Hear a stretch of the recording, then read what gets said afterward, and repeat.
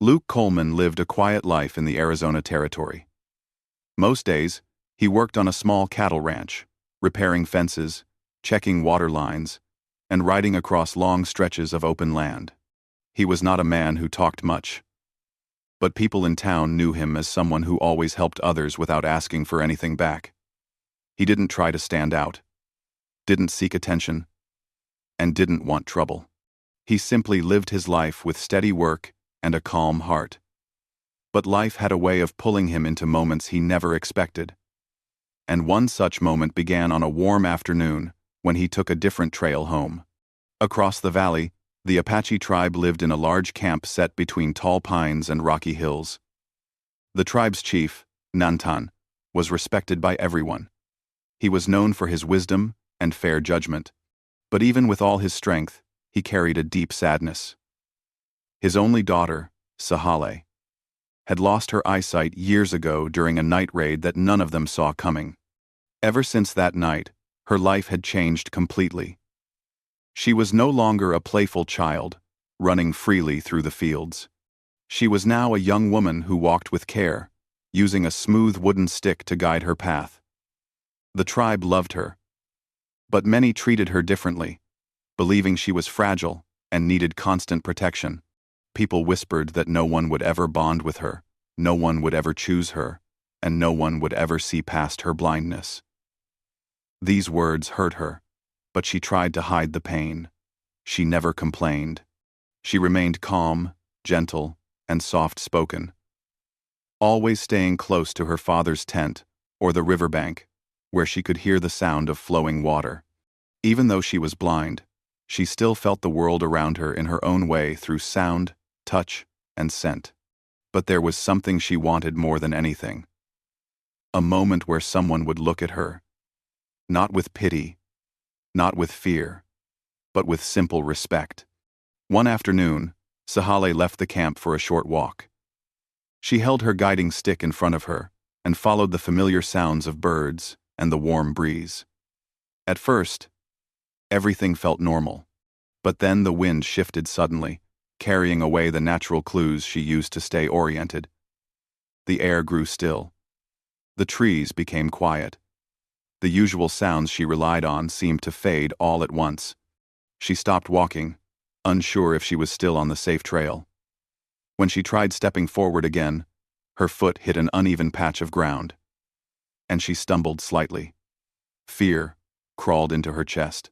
She whispered to herself, trying to stay calm. Just listen. Listen carefully. But the silence around her made it impossible to know where she stood. Her breath grew shaky. She didn't want to call out too loudly, someone might think she was helpless, but she also didn't want to stay lost in the open forest. Finally, her voice broke into a soft call for help, carried weakly across the trees. Luke was riding his horse along the ridge at that same moment. At first, he thought the sound was an animal, maybe a wounded fawn, but something felt different about the tone. He slowed his horse, listened again, and heard the faintest tremble in that soft voice. Without thinking twice, he turned off the main path and rode toward the sound. When he reached a cluster of tall trees, he dismounted and walked quietly. He found Sahale standing alone with her hands shaking, her stick tapping uncertainly at the ground. She didn't hear him at first, and when she did, she flinched, unsure who was approaching. Luke spoke softly, not wanting to frighten her. "It's all right," he said. "I heard you call. Are you hurt?" Her head lifted slightly at the sound of his voice. She didn't know him, but there was a calm honesty in his tone. I'm lost," she admitted. "The wind changed.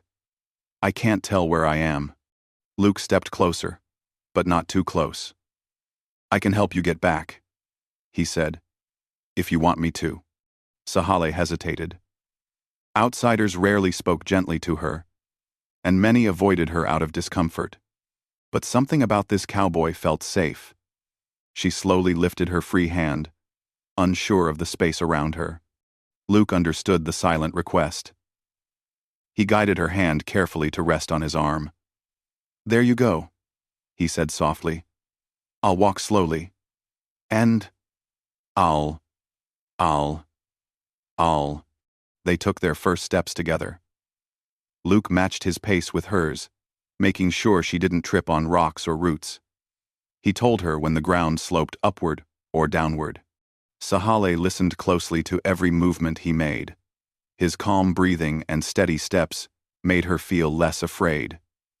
As they walked, she asked, "Who are you?" "Luke Coleman," he answered. "Just a ranch worker passing by." She nodded and told him her name. He didn't react with pity when she explained she couldn't see.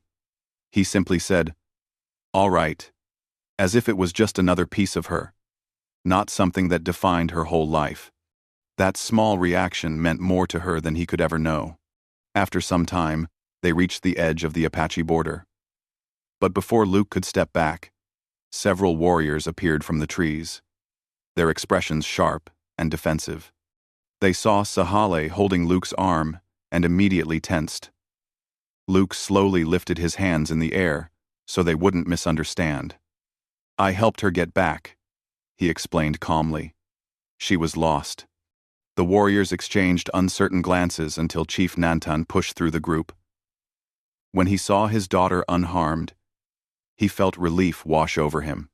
"Sahale," he said gently, placing his hands on her shoulders. "Are you all right?" "Yes, father," she replied. Nantan turned to Luke. Most men would shrink under the chief's stare, but Luke remained respectful and steady. The chief nodded with sincere gratitude. "Thank you for bringing her home safely," he said.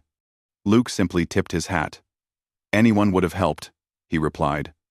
But they all knew that wasn't true. Many people would have walked away. As Luke rode back to his ranch that evening, he kept thinking about the young woman he guided home. Her soft voice, her quiet strength, the way she held his arm with trust. These memories stayed in his mind long after the sun set. Meanwhile, Sahale sat inside her tent, remembering the warmth in his voice and how he never once treated her like she was broken. For the first time in years, she felt seen in a way she thought she would never experience again. She smiled to herself, without realizing it. Word spread through the camp quickly. People whispered, "Did you hear?" A cowboy helped the chief's blind daughter. Some were surprised, others doubtful, and a few even laughed quietly at the idea. But Sahale didn't care. For the first time, she felt hope instead of loneliness. Neither Sahale nor Luke knew it yet. But the moment he accidentally stepped into her path marked the beginning of something neither of them expected. Something that would soon change both of their lives. After that first encounter, Luke could not stop thinking about Sahale. Her voice, her courage, and the trust she had placed in him stayed in his mind like a gentle echo. Every time he rode across the open land, he imagined her smile and the soft way she had clutched his arm as he guided her through the trees. Luke was a man of simple life, and he was not used to feeling drawn to someone so quickly. But he could not deny the pull he felt toward the blind chief's daughter. He wondered how she could be so calm, so gentle, and yet so strong, all at once. A few days later, Chief Nantan sent a quiet message asking Luke to come to the camp. It was simple, but it carried importance. A chance to meet Sahale again, under his father's watchful eye. Luke felt a mix of excitement and nervousness as he rode toward the camp. He was careful, not wanting to upset anyone, and he respected the customs of the Apache. When he arrived, he was greeted by the faint sounds of children playing nearby, and the quiet murmur of the camp's daily activities. But it was Sahale's voice that made him pause. "Luke," she said softly, her tone carrying a warmth that made him feel immediately welcome. He followed the sound of her voice and stepped into the small clearing where she waited. She reached out, and he guided her hand to his arm, just as he had before. It felt familiar and comforting to both of them. There was a connection here that neither of them fully understood, but it was gentle and real, and it needed no explanation. The warriors watched from a distance, some skeptical, others curious. Many whispered among themselves. It was unusual for a cowboy to spend time with a blind Apache girl. They had never seen anything like it. Some believed Luke was pitying her, while others thought he might be causing trouble. But Luke ignored the whispers, focusing only on Sahale. He wanted her to feel safe, respected, and valued, not like someone who needed saving, but like someone who could walk beside him as an equal. Luke spent the afternoon helping Sahale practice, moving along the small trails near the camp. He described every detail of the landscape for her, from the bend in the creek, to the shape of the hills, to the sound of the birds in the branches above. Sahale listened carefully, asking questions about the colors she could not see and the shapes she could not touch. Luke's patience was remarkable. He did not rush her or correct her in a harsh tone. He spoke with clarity and kindness, showing her a world she could experience through sound, touch, and imagination. Sahale began to share stories about her childhood. She described the games she used to play with her friends before losing her sight, the songs her mother sang, and the lessons her father taught her. Luke listened intently, never interrupting, always encouraging her to continue. She had never had someone who would truly hear her words, who would value her experiences, and who would treat her thoughts as meaningful. And now, she felt a sense of pride in herself she had not felt in years. The next days were filled with small, quiet moments. Luke returned to the camp frequently, helping Sahale navigate new paths, sharing meals, and listening to her speak about the Apache traditions and the stories of her people. Each visit strengthened their bond. Sahale's confidence grew. She walked more freely and spoke more openly. People in the camp began to notice. Some still murmured disapproval, but the majority could not ignore the way she smiled and laughed, the way she carried herself with quiet strength. Luke's presence gave her a sense of worth that had been missing for too long. One evening, the camp held a small gathering by the fire. Children ran around, and adults shared stories about their day. A few warriors approached, speaking in hushed tones. They questioned Luke's intentions and suggested that he should leave, saying it was not proper for an outsider to spend so much time with the chief's daughter. Luke remained calm. He did not defend himself aggressively, nor did he argue. Instead, he looked at Sahale and said simply, "I am here to help her, to walk with her, and to treat her with respect. That is all." Also, Sahale stood taller than she had in years. She spoke clearly, with determination. "He treats me like a person, not someone to avoid. He sees me for who I am, not what I cannot do." Her words were quiet, but carried through the clearing like a strong wind. The camp fell silent. For the first time, the tribe truly heard Sahale speak for herself. They realized she had strength, intelligence, and courage that no one had ever fully acknowledged. Luke did not interrupt. He simply stood beside her, offering his presence and support without any need for words. Over time, more people began to accept the bond between Luke and Sahale.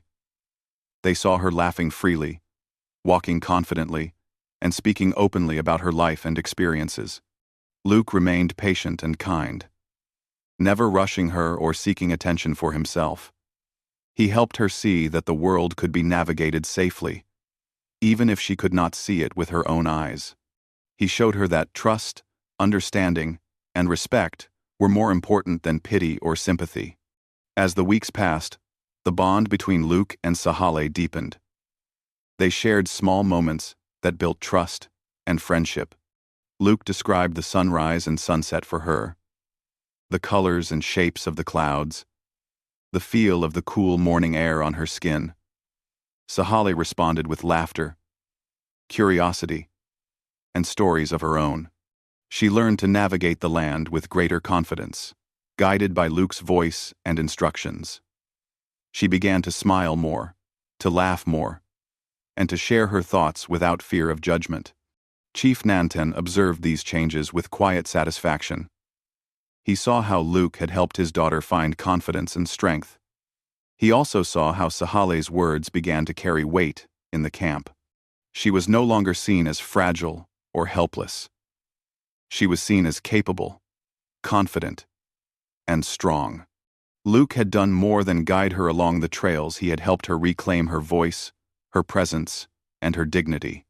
There were still occasional whispers and doubts among the warriors, but the majority of the tribe had begun to understand.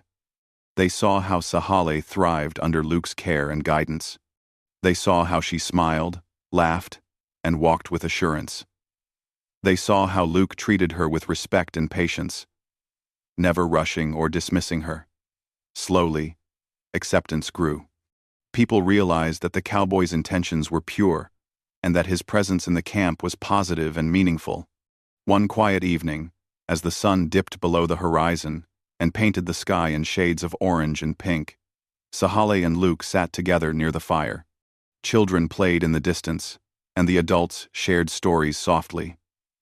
Sahale reached for Luke's arm, and he guided her gently. As always, she whispered, "Thank you for seeing me." Luke smiled, a gentle, quiet smile, and replied, "I always will. You are strong, capable, and worth knowing." The words were simple, but they carried more meaning than either of them could have imagined. From that moment on, Sahale's life began to change. She walked more confidently, spoke more openly, and carried herself with strength. Luke continued to visit regularly, guiding her, listening to her, and supporting her growth. Together, they built a bond based on trust, respect, and understanding. It was a bond that the camp had not expected, and perhaps had doubted, but it was real, and it was strong. The story of the cowboy who accidentally stepped into the life of a blind Apache girl spread quietly through the surrounding areas. People whispered about Luke's kindness and patience, and about Sahale's courage and resilience. They spoke of how a simple act of helping someone could change lives, not just for the person being helped, but for everyone around them. The bond between Luke and Sahale became a symbol of trust, understanding, and respect. By the end of the season, Sahale had grown in ways she had never imagined. She was no longer the girl everyone avoided or whispered about. She was seen as confident, capable, and brave. Luke had not only guided her through the physical world but had helped her navigate the world of her own heart. Together, they had shown the tribe and themselves that connection, trust, and understanding could overcome doubt, fear, and misunderstanding. The cowboy who accidentally stepped into her life had become the person who changed everything for her, proving that true care and kindness could transform even the most unlikely of situations.